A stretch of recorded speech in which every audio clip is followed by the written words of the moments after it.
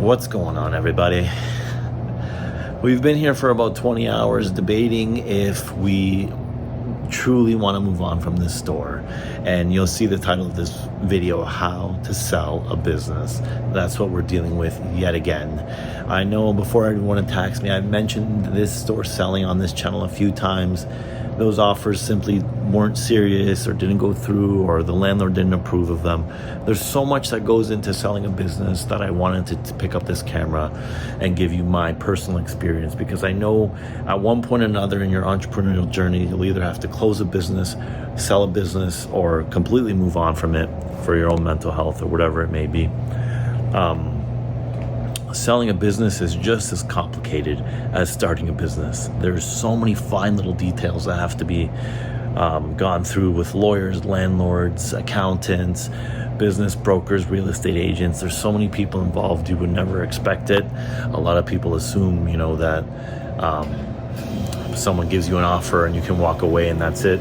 It's very, very different than that. We've had people come in with really good offers that eventually wanted, months of training and certain revenue guarantees that we didn't agree with, or they wanted, to wait behind the till and watch us do our daily transactions for over a month. There's other people that want to do, a customer count that they watch the door, and these things are fine. We agree to them to a certain point, but sometimes, they were outrageous, and those things we just didn't agree on. Besides that fact, I did want to mention one thing on this channel. I loved every minute of this business. I went crazy trying to keep it alive certain years. It's only been 7.5 years, 8 years now. It's not like, I've been doing this for 20 years. And the support that I get from this channel, even though it's a very small channel, and I get emails from people starting their businesses or that reach out to work with me directly for their social media marketing. If you want help with that, you can email me down below. That's my next business venture, where I help people build their small businesses, especially through social media. And Felicia's a real estate agent as well. Those two businesses are the reason why we are so keen to move on from this store. There's nothing physically or financially wrong with this store. It just is a 24/7 hour business, and the people that are buying this store understand that you're essentially buying yourself a job. It's a small business. You can't have people run this place and simply disappear.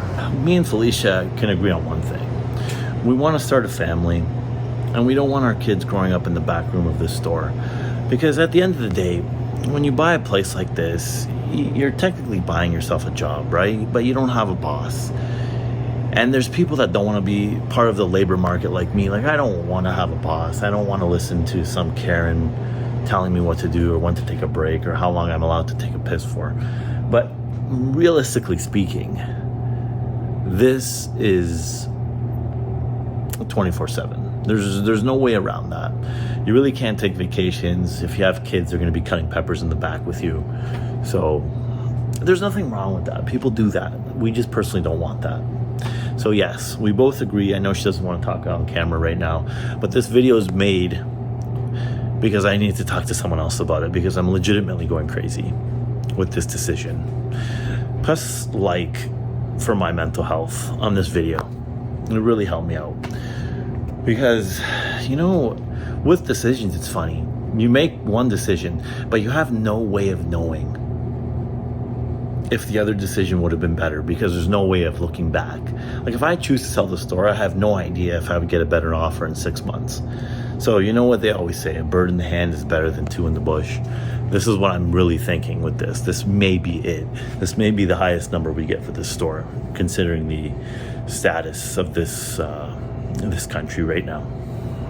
I know many of you are going to be curious on exactly what the number is that we have off on the table here.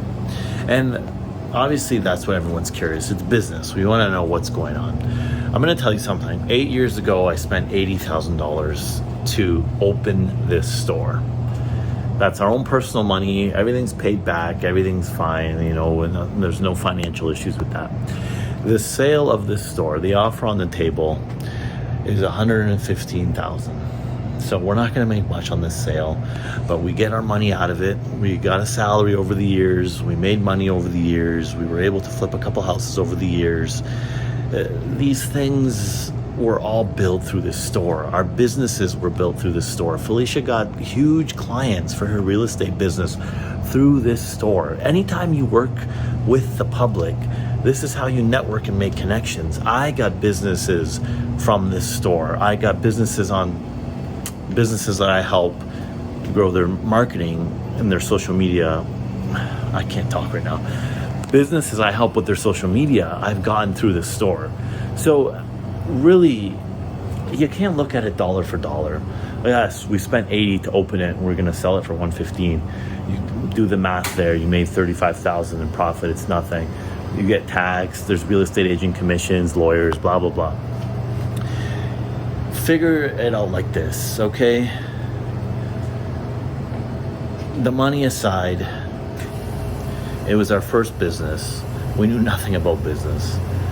We weren't statistically supposed to succeed in a store like this. This is the most competitive industry in the world, grocery. And we started a business when we were 25 and 27, or 26 and 24, truthfully. I still had a man bun at the time.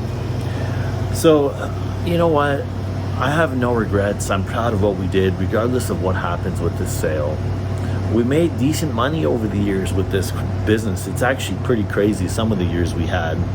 And with the state of the Canadian economy and the prices of everything going higher and higher and everything getting more and more competitive, and both of our businesses doing quite well now, we really are stuck. This has become an anchor for our lives. It's not an asset anymore. It's more of an anchor. We can't travel. We can't get away anymore. You can't really leave this place for longer than a couple days because everything's perishable. And it truly, truly is a very, very nitpicky business with customers who are very price conscious because everybody watches the price of their food, and that's fine. We really can't compete in that sense. So this store, no matter what, will always float to be around the same, right? 500,000 in sales a year to about 750. It's never going to be a Freshco. It's too small to be, right? The only way to grow this business is to open a second location.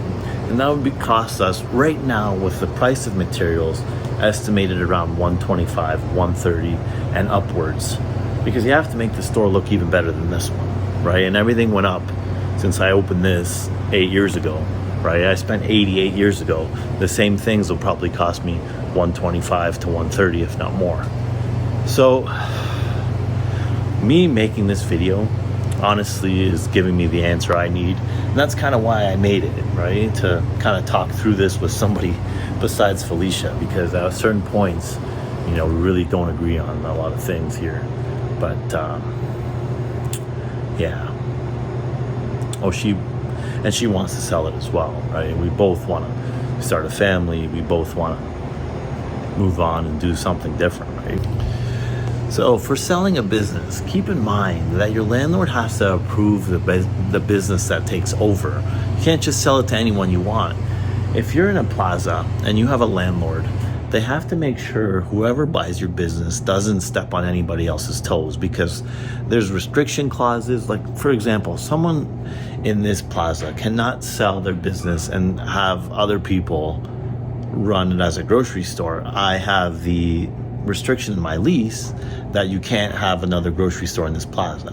So, for example, even if someone came in and wanted to carry Indian-based products in this store, there's another Indian meat market in this store that would restrict that. And it goes on and on and on. Like, I can't have someone come in here and start selling pizzas because there's a pizzeria next door. I can't have someone come in here and start selling deli meat because there's a deli next door. So all of those little things you would never consider have to be considered. Your landlord has to approve who is going to buy your business. Regardless of anything said on this channel, I honestly can tell you, I really appreciate having this small audience that watches these videos with my experience through this grocery store. Did I ever think I've been making so many videos discussing a grocery store, and I know there's many things I've repeated over and over and over, and there's only so many things I can discuss about opening a retail store, correct? And people have called me out on it, and that's fine. Like, this is literally my life. There's going to be repetitive things in your life that you do all the time, and there's going to be things that I have to show on camera that I do all the time. It's just how we operate. So I just want to say thanks for that. Thanks for watching me walk around this store with this camera for so many videos. And if you're new here, you're probably wondering how this person does this every day. Just blabs to a camera, just literally stream of consciousness, talking to whoever's listening.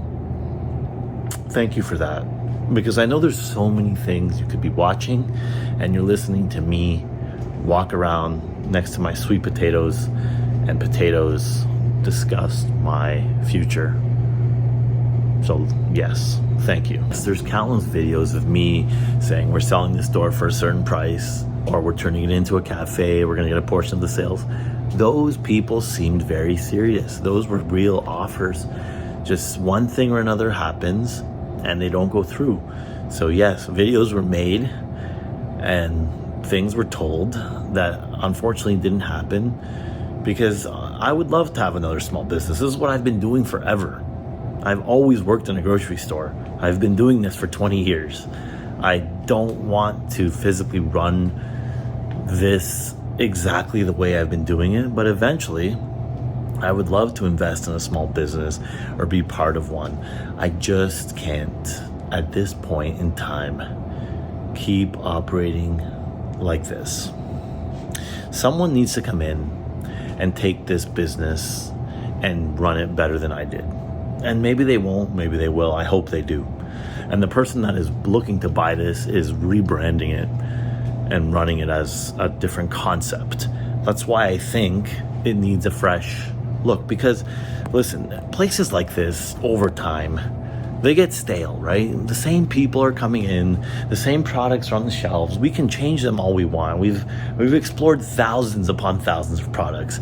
Thousands upon thousands of things have been in this store. It's not about that. But after a while, a small place like this does need an uplift. It needs a rebrand. It needs an upgrade. And personally, I don't want to be that person that does that.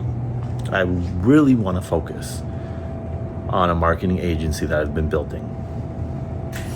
And Felicia really wants to focus on real estate without having to worry about our macaroni salad going bad. And we really want to start a family. So these things, these three things cannot exist with this store. They just simply can't, because listen, anytime you spend effort and time and money into one thing, you're taking away time and effort from another thing. So we can't focus 100% on these other businesses as long as we're operating this. This is what I'm trying to convey through this channel, through this video. Small business is great, but don't ever think you can open one, throw someone at the front, and go do something completely.